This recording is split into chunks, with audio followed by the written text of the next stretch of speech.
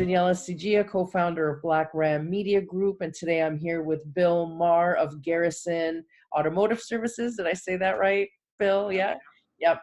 And we are here to talk about private sector coming together to solve community problems. And maybe we shouldn't always run to the government for money when the community is facing an issue.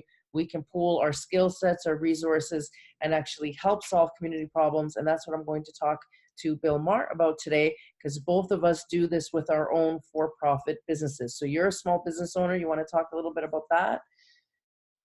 Yeah, great. It's great to have me on. I appreciate you taking the time to do this.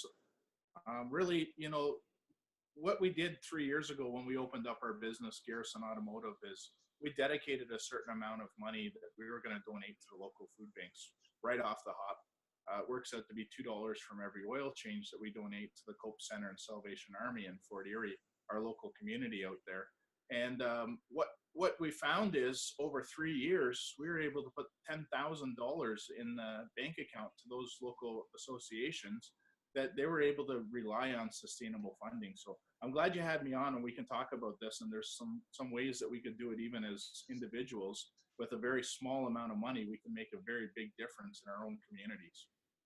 Absolutely. And what made you all of a sudden decide I'm going to open a business and because you're kind of tithing, like when you're taking money right off the top like that, you're automatically tithing. What made you want to do that? It's very important to me. I grew up with a single mother and we had 4 kids, and we were the family that got that Christmas basket from the church and the Christmas presents. And when we look at it, there's so much that we could do, and just a small amount off the top, which is very negligible in our business when you look at the complete scheme of things. We could take that money right away and just donate it and see a difference. I know there was a number at one point. It was for every dollar given was a meal. So for every dollar that we donated, we knew that we could feed one person one meal. And that was important to me. And some other associations and companies do that right now. So, we just kind of piggybacked off that idea and just made it a policy right off the hop to help those people out.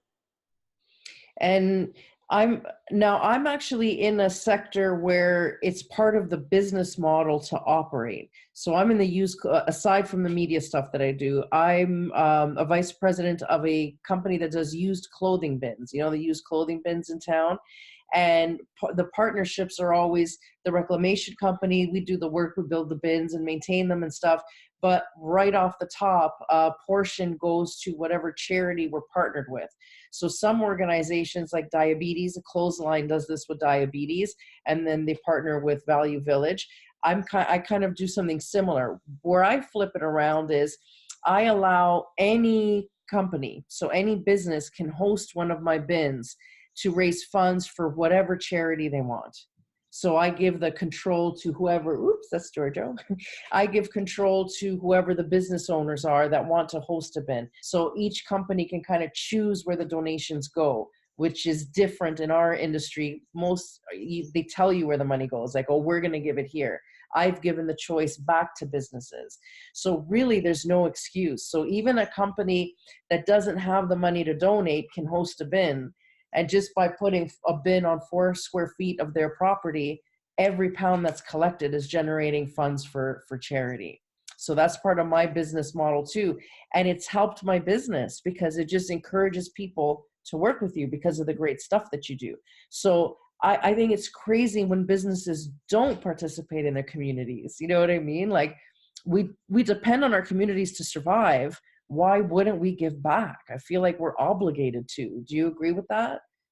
I 100% agree with that. And again, another reason why we got into the program that we did with the Cope Center and partnering with them and the Salvation Army, because, we have that opportunity as community leaders to kind of develop that and promote it with our business. And people who come to us now, they know that those funds are being used for good use. So yeah. They know that they have to get an oil change on their car, right, every 3 months. So if you're going to go someplace and get an oil change done, why not come to a place like Garrison Automotive, where a small portion of that money is going directly to feed people in our local community. And when I look at it, and I deal with businesses that are out there as well, I want to deal with a business that's also supporting the community, right? Those businesses have a small amount that they can give, and it really is a small amount. I was looking at numbers, and we've talked, and I've talked with a couple other people. We have 22,000 homes in Welland right now. And if every home gave $10 a month, not $10 each and not $10 a week, $10 a month, which is $2 Coffee. yeah, Tim two dollars Hortons and fifty money, right? cents a week, right? $2.50 a week. That's $220,000 a month that we could use to fund issues with homeless and addiction, which works out to be about $2.6 million a year. Like, those are staggering numbers from just a small amount of your money. $2.50 a week is what you lose in the couch, right? Yeah, exactly. Most people spend that, you know what I mean, on nothing, right? Now, to bring in the political angle, besides being a business owner, you're also a campaign manager and you're very active politically.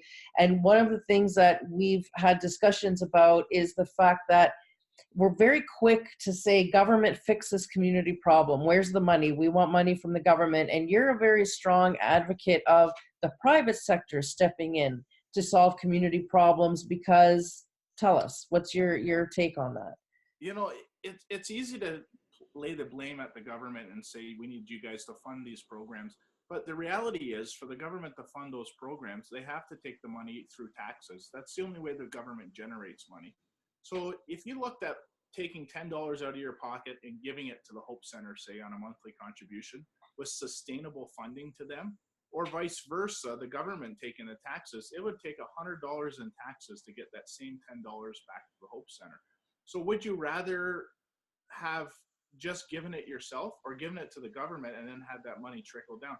And it's not due to their fault, but their organization and their ability to move money, it has to go through so many different channels that it gets eaten up in a lot of different spots, right? Just like it would as a business. If you came to me personally to get your car fixed, it would be $34.95 for an oil change.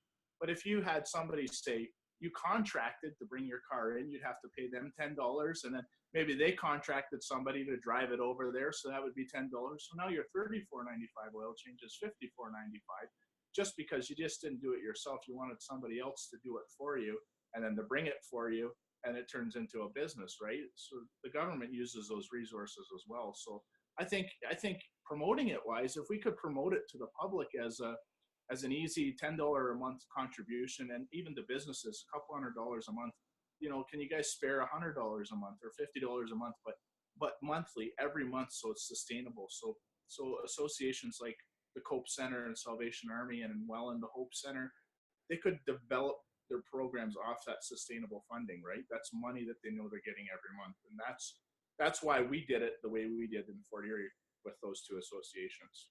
So that they can count on it. Now, earlier in my career, I was an executive director of a nonprofit. And that is the big problem, is the sustainable funding, because when you're depending on public donations, it's feast and famine.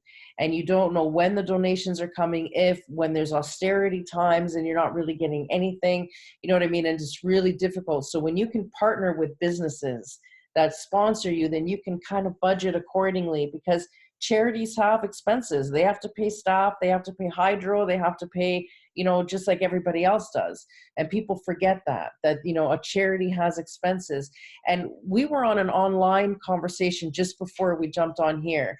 So we have a problem in Welland where we don't have overnight shelter for the homeless. So we were trying to brainstorm online, on things that we can do. And there was somebody who's actually in the charity sector, if you recall, part of that conversation. And she said, as much as we need food, it's better when people give us money.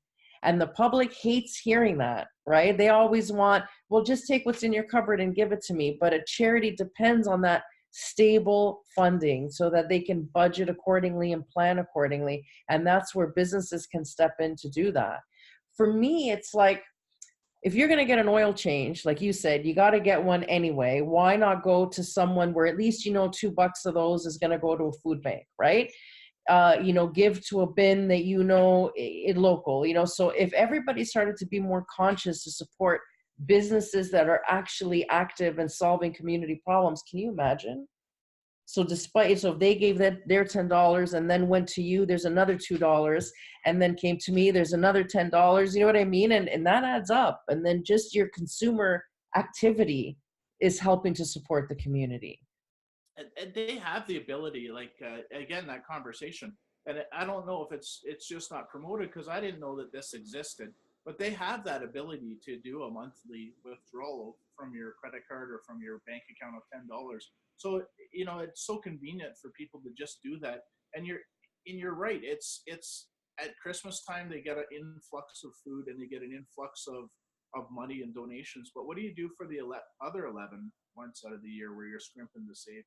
And yes, people like to give food versus money, but the problem is the food bank can better use that money to purchase food because they can ask for discounts and they can look for better options to buy what's Yeah. actually, they may get, and not to say that they don't appreciate it, but they may get, 300 bags of pasta, but really what they needed was, a couple bags of Yeah. or some cereal or something like that. But as people and myself too, when I donate to the food drives, you donate what's convenient, right? So you go to the grocery store and you buy a couple bags of pasta and some pasta sauce and some soup, but they may have different needs that they could buy cheaper than what we can buy, and that they'd be able to service their people better. So what's easier for you as a person who's donating to go spend $100 on food where you have to go shop for it and figure out what's going to be the best money for the value for the dollar, or to just give that $100 to them and let them do that work to get the food that they need, right? And they can actually supply the food that the community is in need of. So it's just a different way of thinking about it. And I think this is a great start, a podcast like this where we can talk about it and just get people thinking about, from regular people like yourself and like myself and business owners, how can business owners help? And it's a lot of times it's stuff that I don't think they think about on a regular basis. When you're running a business, it's busy and you don't really understand, but if sometimes it's brought to the attention of you as a business owner, like it was to me when I was working in another company that was doing the same program. It's like, wow, this is so simple. And it just keeps blowing up. It keeps multiplying and multiplying. So when we can get this information out to people and they can see how simple it really could be, at the end of the day, we could actually maybe promote it a little better to get people to do it. Yeah, and to become more motivated. And again, to go back to why the private sector is better at this than the government, I can give you a practical example of that. So I was selected to design the first ever curbside collection model and community bin collection model for textile waste for the York region. And I did it for the whole town of Aurora and Stouffville. And to get that program going was, a year of meetings and committee meetings and meetings about the meetings and teleconferences, and everybody's opinion took 6 months to design. I'm exaggerating, but the flyer, because so many people are involved, and it's just big and bloated, and it took all of that effort, all that money to, at the end, put like 6 locations. Like, it was ridiculous. You know what I mean? Where the private sector, if a franchise owner came to me tomorrow and said, hey, I have 20 locations, in a week, I could have a bin at every one of those locations. You know what I'm saying? And then this way, all the money generated goes, and it's not to pay for all these committees, you know what I mean, that the government has to have, because they have the checks and balances. That's not to say there's not a reason they do that, because there's a lot of oversight, but oversight takes time and that costs money and it's cumbersome. And they don't know how to build industry. They know how to govern. They don't know how to build an industry. You and I do that every single day. So we can do things so much quicker. So now that we're talking, let's say, an out of the cold program in Welland, or helping other organizations scale and partner, that's where we have resources that we can share. And I wish other companies would come forward and say, hey, let's all work together. You know what I mean? And then really see what we can accomplish. Well, we need to get that information to those other companies, we're going to share this, I'm sure, on social media, and other people will see it, and, they'll see how easy it is. And we've taken that step already in our business now that we have sustainable numbers and facts that we can show people. Like I said, $2 from every oil change. 3 years later is $10,000, right? People are astonished when you say that. Like they just can't understand that how $2 from Adds X up. works out to be $10,000, right? But that's how small it really is, and it creates such a big difference. So. And you mentioned a number earlier in one of the discussions when you're comparing private sector donation to government grants and the taxation required. Do you remember that? Can you elaborate a little bit on that? It doesn't. It's not a factual. Like it's not a number that I would say I could put Tattoo into on you, yeah. facts. But I would say that if we're looking at a tax to create the same $10 that ends up at the government, it would probably cost $100 to get that same $10 because it goes through so many channels, right? It has to be that all the tax money that we use doesn't obviously get spent back down to us, right? So I think if we could generate a private sector donation process where people, whether it's people or companies, donated a small portion of their money, instead of saying to the government, let's fix this problem, and then having our taxes go up by $100 to fix it, why not just give the $10 right after that? Really, $10 a month, and in the scheme of things, for any household, I know some people, it's tough, and times are tough right now, but it's tough for those people who don't have anywhere to go. And $10, like we've said before, is $2.50 a week. It's minuscule in the scheme of things, but with 22,000 people, 22,000 homes, not even people, that's $220,000. Like it adds up so quickly that you don't even notice it out of your bank account. But somebody in the Hope Center who would want to generate this out of the cold program and get people inside sleeping in warm weather would have that resource. $250,000, a lot of money, right? That can do a lot of good in a small community. Absolutely. That would do good in a big community, And look at bigger communities like Toronto, right? If you figure the population of Toronto, and they did that, they'd have millions and billions of dollars at the end of the year. And again, it could come directly out of your bank account once a month or off your credit card. $10 is $10, and I'm not saying it like it's nothing, but really in the scheme of things, it's when you look at your wallet or your bank account, would you miss $10 at the end of the month? That's Likely right. not, right? And you know what? You're a small business owner. It's not like you're, Mazda or, you know what I mean? And so if you can do it as a small business owner, and I think this is another thing that, the private sector offers, like besides the fact that we create jobs to the point that we're the backbone of, the Canadian economy, we're also supporting, issues that maybe the government can't tackle because they're clumsy and whatever. Because we're able to lead a business, we're also able to lead the community. And there's ways that we can work in complement to anyway benefit. And I think what the government can offer is the platform. We'll give you the boardroom, you know what I mean? We'll give the space for business leaders to come in and say, okay, what are the main things that the local government's having struggles with? What are the charities that are already doing good work that maybe we could scale? And how can you guys support those charities? It's really not complicated, right? Like in my case, if all of those business owners hosted a bin, bam, there's money right there. It's really not, and that doesn't cost a thing because I pay for everything. It's 4 feet, literally 4 square feet. You know what I mean? That automatically becomes monetized on a continuous basis. So I guess it's just a matter of getting the message and the opportunities out there and making those partnerships, right? I think it's a lot of it is getting the message out there, and there's resources that we can use. Like I just did an interview with 101.1 Marr FM. They're the Fort Erie radio station. They're happy to do an interview with us to talk to us about the $2 from every oil change and the toy drive that we're running right now, and the way it's promoted in the community. So we need to utilize those resources that are out there and really establish kind of a protocol for this. To say like, to get people thinking outside the box. And it's not even that far outside the box, but it makes sense, right? When you think about it, it makes sense to just give $10 versus giving $100 to the government and have the government fix it. Why do we always look to the government to fix our problems? They're in issues on their own, and they have things to fix. A good friend of mine, he's a mortgage broker, and he donates 5% of his mortgage commission to the Niagara Health Foundation. Wow. Every time he closes a mortgage, and every time you get a mortgage through him, he actually donates money to the Niagara One Health Let's Foundation. plug him. What's his company? So Cameron Wilson, he's been running this program for the last 2 years. He works for Dominion Lending, Canuck Mortgages, and every time you close a mortgage with Cam, he donates 5% of his commission to the Niagara One Health Foundation, which buys equipment, because the government doesn't fund the equipment that they use in hospitals; it just funds the services. So that buys equipment like CAT scan equipment, X-ray, Wow. all that kind of stuff. The numbers that he has on how much money that could end up back in our economy and staying with our local economy in Niagara alone is $30 million a year.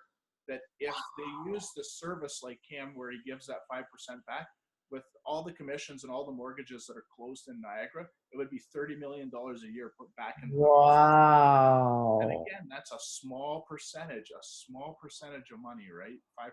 So Wow. That's outstanding.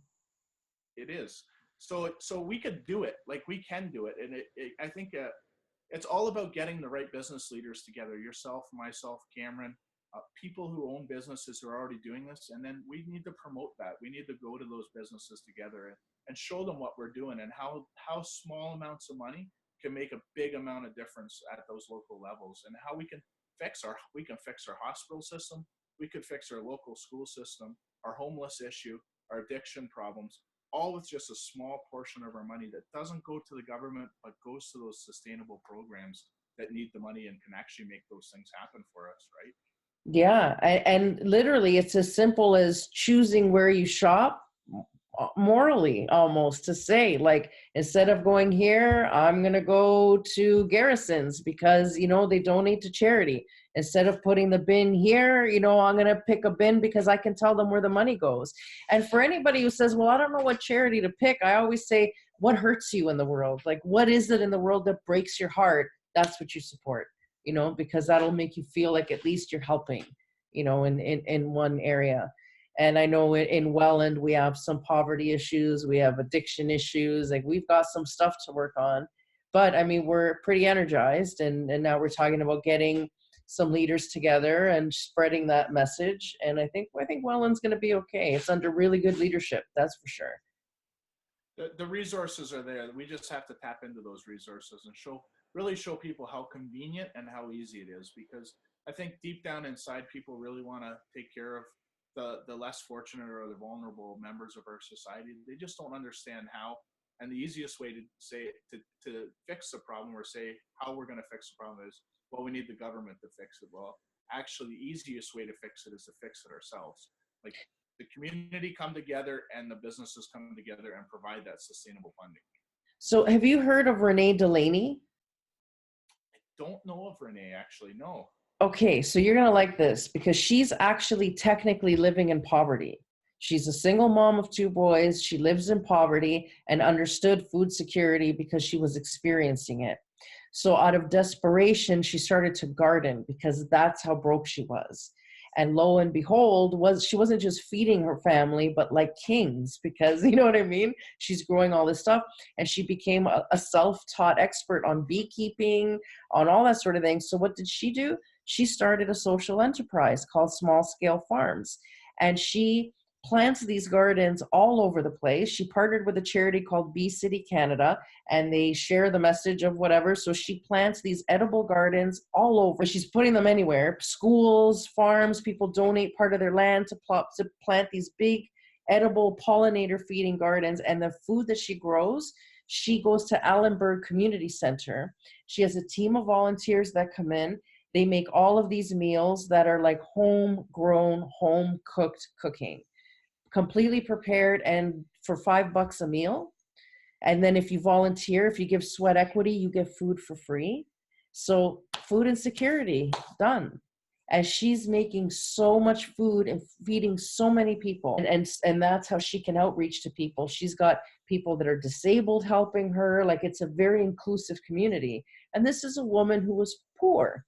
And she started this with, sure, here's 2 feet of soil, feel free to plant a tomato. You know what I mean?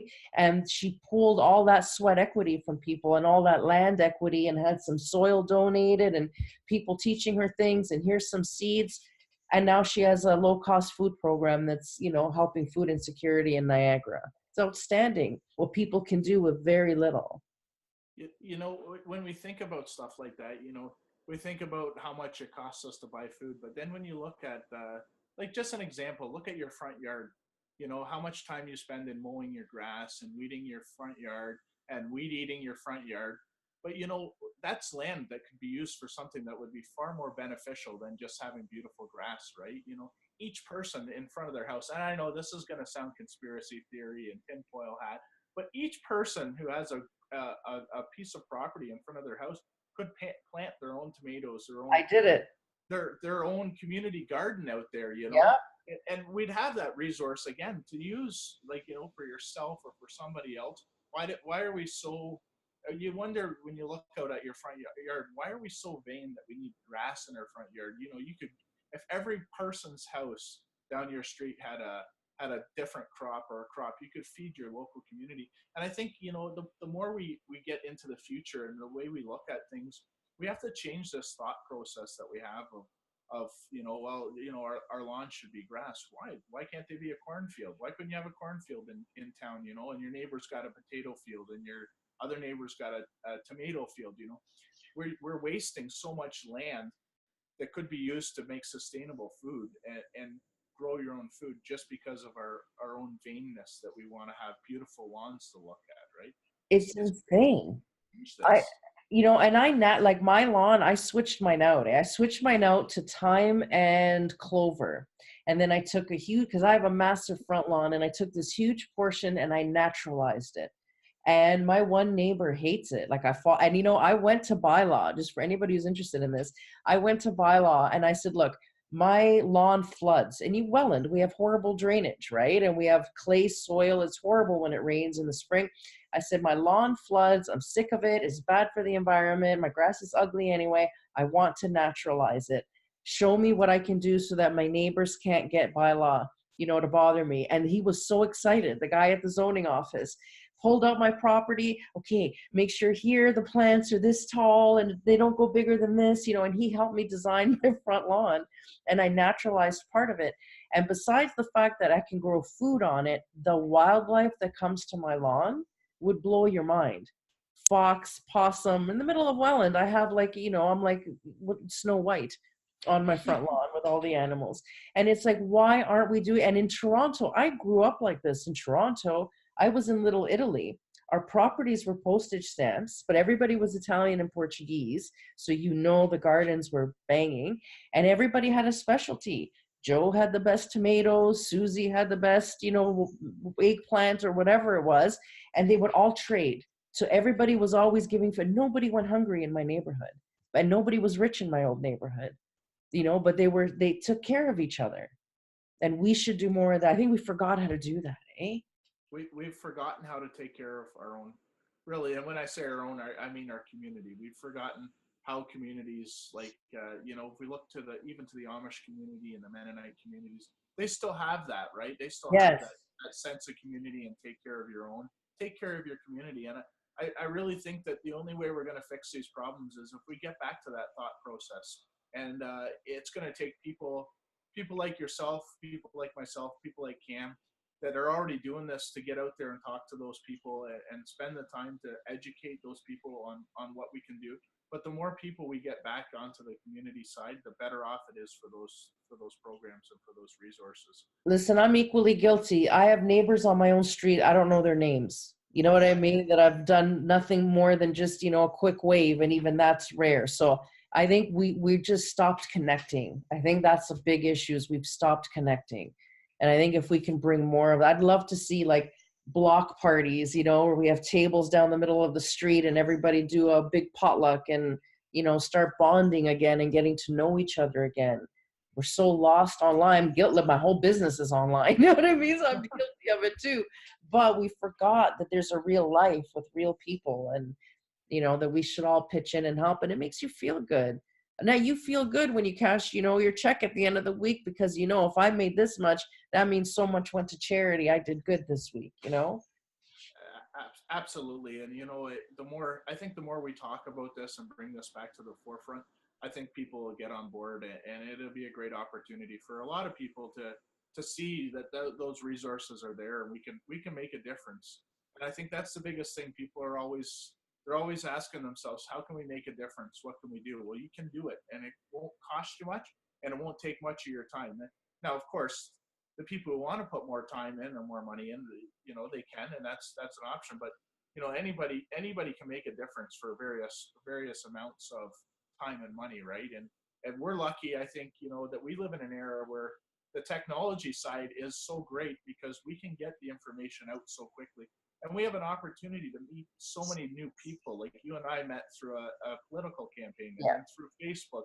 And you know, I've met Cameron through a Facebook page, basically, right?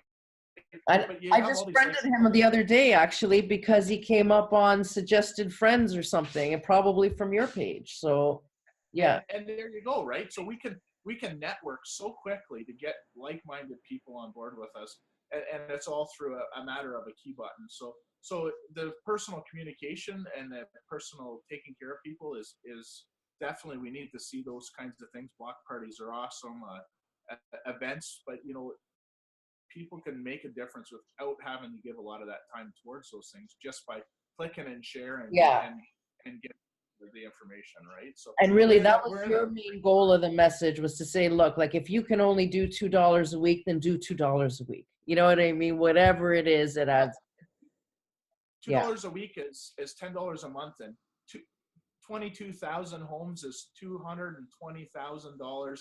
Like, think of those numbers. It's $2.6 million a year, and it costs you $120 over the whole year, right? Like, that's if we could get people on board and the whole community on board. So it costs you $120 a year, and yet the community has raised $2.6 million. What could you do with $2.6 million? Amazing. We could solve a lot of community problems. We're doing it at Garrison Automotive. You're doing it at your business. Cameron's doing it at Canuck Lending Solutions, Dominion Mortgages. Like, you know, like, these community groups are here, and now it's time for us to band together and create that kind of awareness that we can do. Because 3 people or 6 people or 10 people is better than one person going in their own direction, right? So I appreciate you taking the time to start this podcast and give me the opportunity to talk about it. And we'll just keep moving forward on getting that information out to everybody. Yeah. And if anybody's interested, reach out to Garrison Automotive or Textile Waste Diversion or Black Ram Media, and let's pool our brains and our resources and start helping Welland do even better than it's already doing. So that's good stuff. Thank you so much for coming on today. Thanks, Danielle. I really appreciate the opportunity. Thank you. Have a great night. Bye-bye.